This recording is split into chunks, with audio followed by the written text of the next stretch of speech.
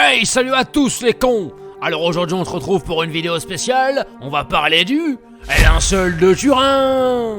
L'objet le plus mystérieux du monde, ça te dit quelque chose? On se demande pourquoi nos chers médias républicains n'en parlent pas. Bon alors, le linceul de Turin, qu'est-ce que c'est au juste? Eh bah c'est un long drap de lin blanc de 4,40 m de long sur 1,10 m de large. Et ça serait dans ce linge que Jésus-Christ aurait été enseveli après sa crucifixion. Et tu savais qu'on pouvait retrouver le linceul dans les différents évangiles? Je te les note juste en bas si tu veux vérifier. Et tu te demandes peut-être bien pourquoi on a reparlé du linceul 2000 ans plus tard? Oui. Alors faut savoir que le mystère du linceul de Turin est réapparu en 1898, et ça grâce à Secondo Pia, avocat passionné de photos qui avait été sélectionné pour photographier le linceul lors de la célébration des 400 ans de la cathédrale Saint-Jean-Baptiste. Et tu sais ce qu'il a trouvé, Secondo Pia, lors du développement des plaques? Le visage et le corps du Christ en négatif, ce qui était impossible à voir avant l'invention de la photo. Absolument incroyable. Mais avant Secondo Pia, il était passé où le linceul pendant 2000 ans? Le mystère réside sur l'endroit où il aurait pu être jusqu'à sa réapparition en 388 à Édesse, premier royaume à devenir chrétien. Le roi Akbar aurait eu en sa possession le linceul qui lui aurait été apporté par un disciple pour le guérir. Et ce qu'il faut savoir, c'est que c'est à cette même période que les premières peintures du Christ, représentées comme il est aujourd'hui, sont apparues. Avant, le Christ était représenté comme un jeune homme imberbe. Et en analysant une des premières peintures du Christ, représentée comme il est aujourd'hui au monastère Sainte-Catherine au mont Sinaï, on peut retrouver certaines similitudes avec le linceul. Nez cassé, cou à l'arcade, bref, encore des preuves que ce linge date de bien avant le Moyen-Âge. Et si tu veux des faits historiques, je peux t'en donner. 650, conquête des musulmans à Édesse. Le suaire fut caché car c'était une période où toutes les reliques étaient détruites.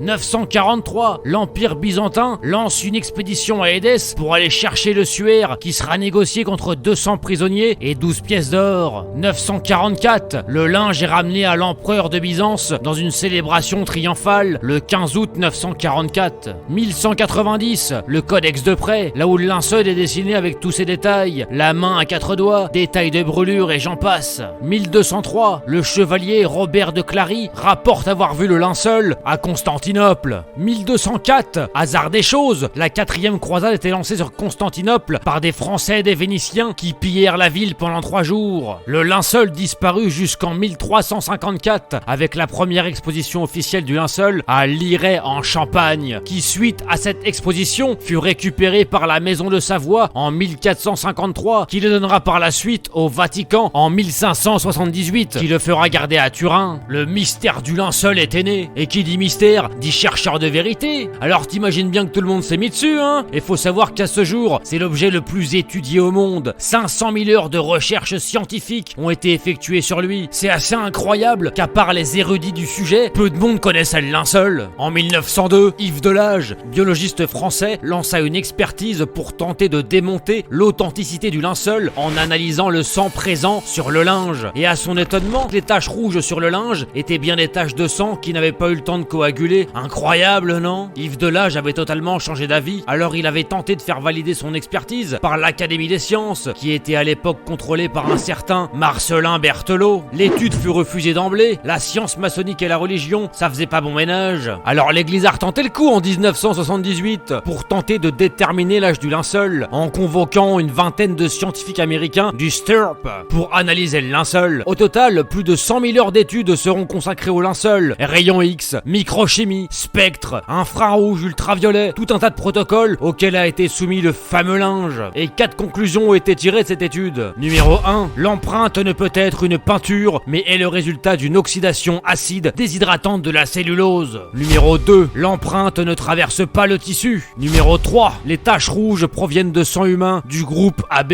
Numéro 4, toutes les fibres ont la même couleur et les contrastes de l'empreinte sont dus au nombre de fibres colorées au centimètre carré. Mais c'est pas tout! Tu savais que des scientifiques ont même trouvé des pollens et des plantes qui poussaient entre Jérusalem et Hébron, là où Jésus aurait vécu. Ils ont même découvert des fleurs disparues depuis le 8e siècle. C'est pas dingue ça? Et pour la légitimité des tests, tu sais qui c'est qui les a fait? C'est un botaniste de l'université hébraïque de Jérusalem même Avinoam d'Anime. Ça laisse perplexe. Et le système de tissage du linceul alors, il sort d'où? Eh bah, ce qui paraît, il viendrait vraiment du 1er siècle, parce que dedans tu ne retrouves aucune fibre animale, comme la Torah l'enseignait il fut un temps quoi. Alors t'imagines bien que si c'est un faux, t'aurais retrouvé des traces animales. Au Moyen-Âge, ils se souciaient pas vraiment de tout ça quand même. Et tu sais pourquoi je te parle du Moyen-Âge? Parce qu'en 1988, une datation carbone 14 a été effectuée sur des échantillons du linceul, suggérant qu'il datait entre 1260 et 1390. Mais plus récemment, en avril 2022, le professeur Liberato De Caro de l'Institut cristallographique de Bari a mené une étude complètement révolutionnaire. Il a comparé un échantillon datant du 1er siècle provenant de la citadelle de Massada, citadelle qui a résisté aux assauts des Romains en l'an 73, et en comparant cet échantillon au linceul, il a confirmé que les fibres étaient similaires et qu'elles dataient également du 1er siècle, ce qui venait totalement fausser l'étude du carbone 14. Et en examinant d'un peu plus près le linceul, les chercheurs ont découvert plusieurs éléments troublants qui corroborent avec les évangiles sur la crucifixion de Jésus. Les traces de clous retrouvées indiquent que le Christ a été crucifié à travers les poignets dans l'espace de Destote, ce qui a entraîné la rétractation des pouces visible sur le linceul. Les marques de flagellation, avec plus de 120 coups, témoignent des sévices infligés avant la crucifixion, correspondant aux marques de flagrum utilisées par les Romains. De plus, la coupure sur le côté du corps, probablement causée par une lance romaine en forme de feuille, qui viendrait confirmer les détails dans les évangiles. Et la symétrie parfaite entre la face dorsale et la face ventrale du linceul suggère que le corps était en état d'apesanteur, comme s'il avait été soulevé. C'est incroyable, de la 3D là-dessus quand même. Dis-moi qui aurait pu faire ça au Moyen-Âge? C'est impossible. Et sur le linceul, on y retrouve des inscriptions Nazarenos,